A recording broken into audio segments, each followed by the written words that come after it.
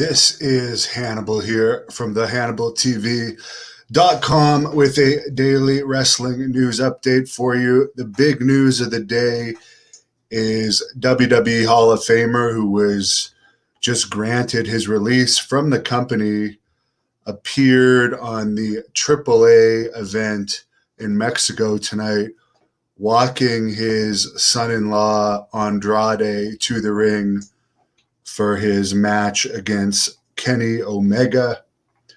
So you could only guess from this that it's very likely Triple H, if he had a no-compete clause, maybe he did, maybe he didn't, but it might be over already. Or there may not have been a no-compete clause. So maybe we'll see him in AEW sooner than later. Speaking of AEW, Christian had a match on their Rampage show Friday night against Kenny Omega, where he won the Impact title. It seems that AEW works with Impact, NWA, and New Japan. They're basically the only company keeping those other three companies relevant because all three of those other companies are far from popular these days. So I guess the AEW world title wasn't on the line, but the Impact world title was on the line. And Christian became the Impact champion. Obviously, Kenny Omega wasn't doing great helping Impact with their ratings. More often than not, they only get a 0.02 rating. And apparently Scott D'Amore, one of the executives at Impact, said that for the time being, Don Callis and Kenny Omega are going to be finished with Impact.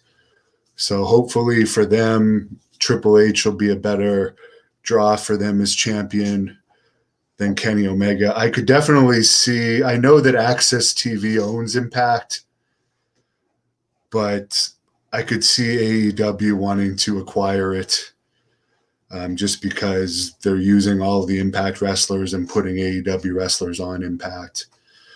I do think Christian is a better champion than Kenny Omega for Impact because Christian is known more by mainstream fans as he was, of course, in WWE for several decades, even though his last few WWE runs haven't been the most memorable, and he's aging these days, and his body was never great, and doesn't look like he's on testosterone replacement therapy or anything these days either.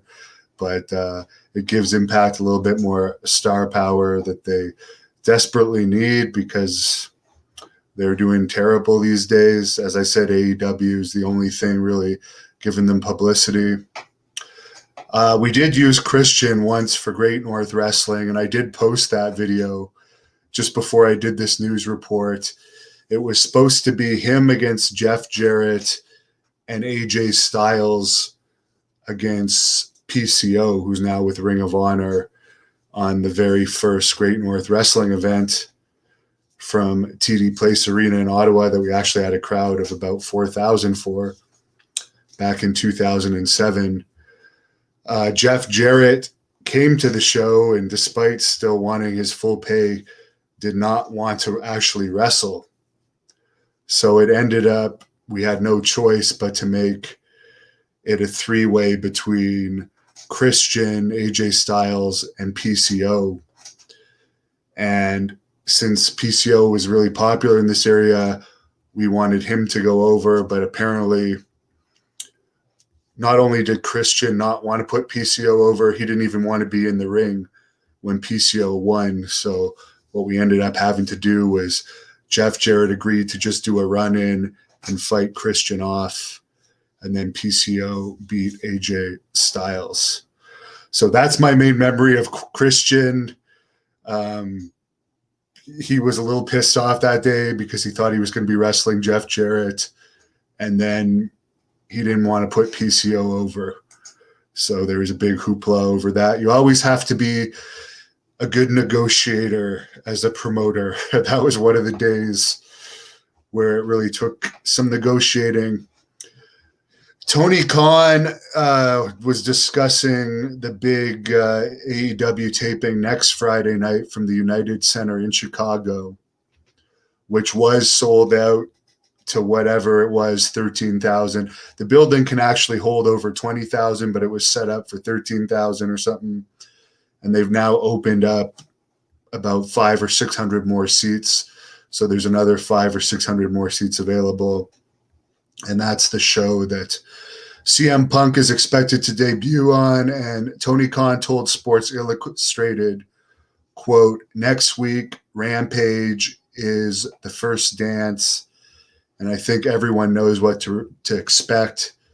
And everyone is excited," end quote.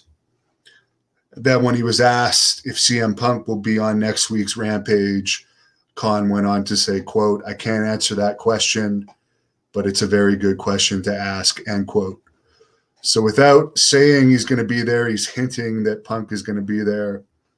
And everyone pretty much knows CM Punk is going to be there, because unless it's Brock Lesnar, or maybe Ric Flair would be a suitable replacement. And I would say with Flair appearing in Mexico during a match featuring two AEW wrestlers tonight, I mean, Ric Flair is going to be probably on AEW TV anytime now. I would venture to predict.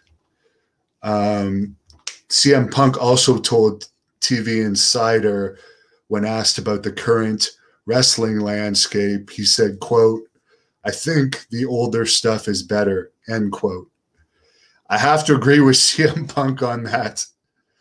Overall, I mean, if I'm watching wrestling, I'll still watch stuff from the 80s and 90s more than the stuff from today, but I'll certainly watch whatever Ric Flair does in AEW.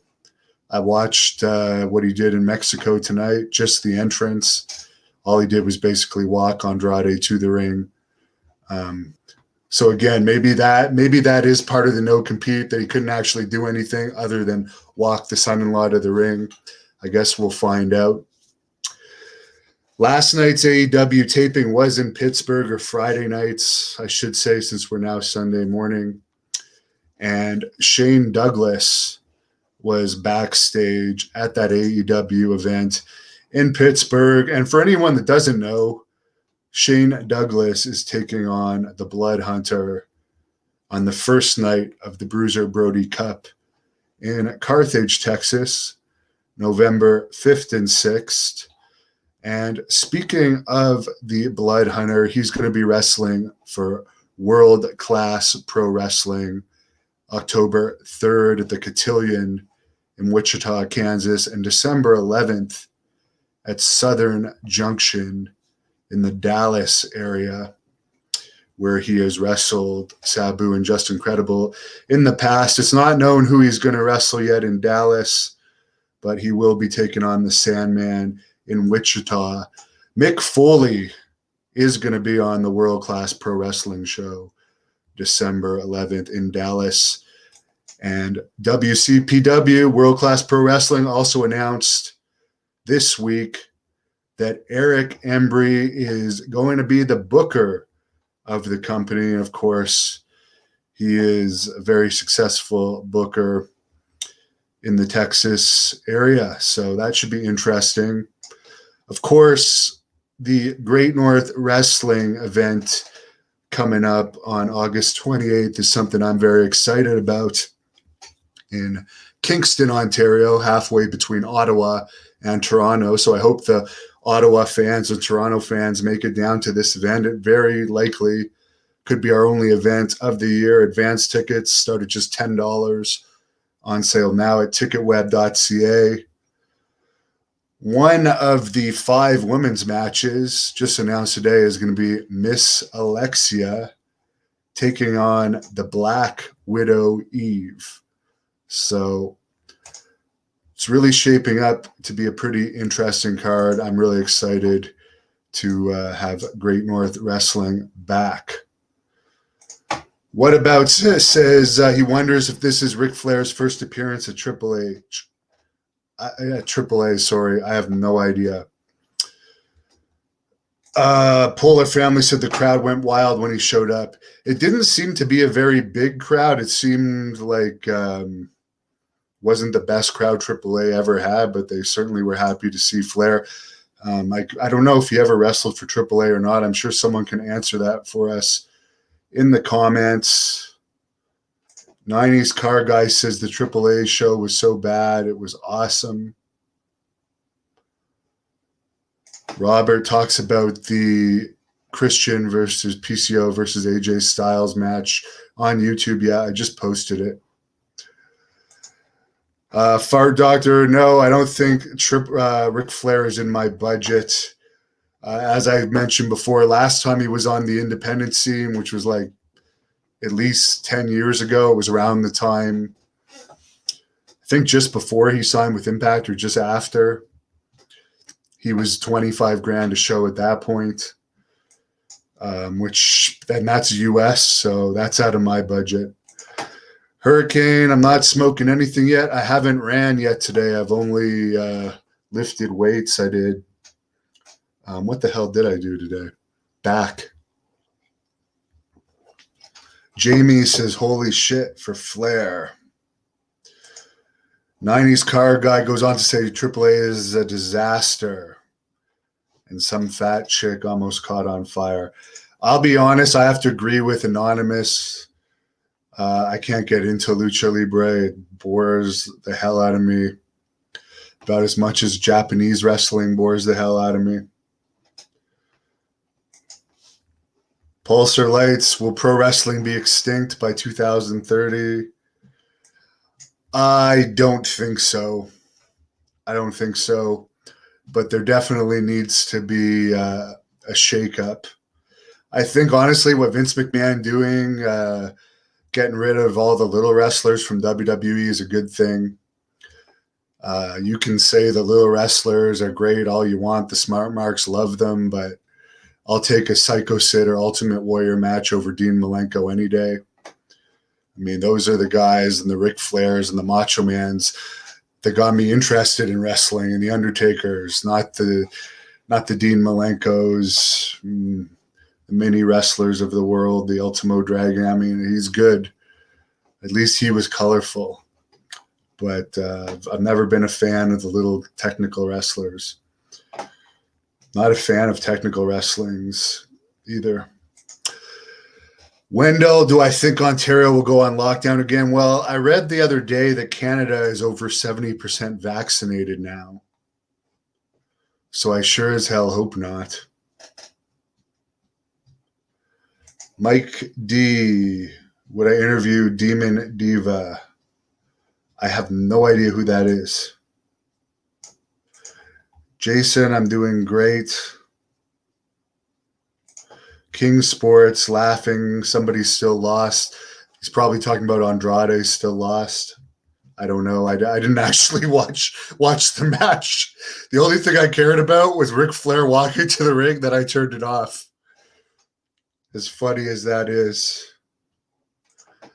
Mike, no, Steve Blackman wanted 2,000 US for an interview, which is probably around 2,300 Canadian, which, to be honest, I don't think he'll make back. And I do like Steve Blackman.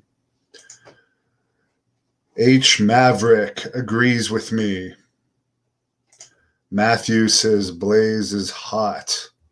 Mitch agrees. Well, she's going to be there in Kingston, August the 28th.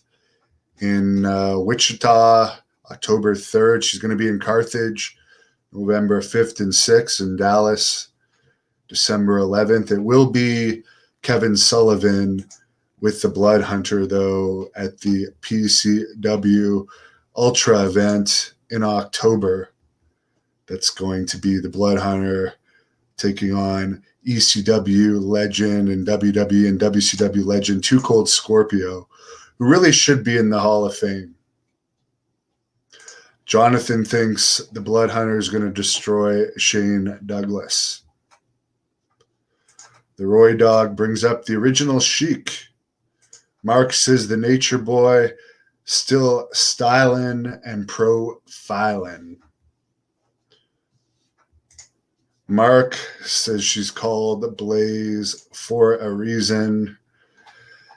I wouldn't mess with her. I mean, I've seen her bench press over 315 pounds in a video, so that's not somebody. That's more than a lot of these little wrestlers in NXT and AEW can bench press. I'd be surprised if a lot of them can even bench press 200. So I was over 500 in my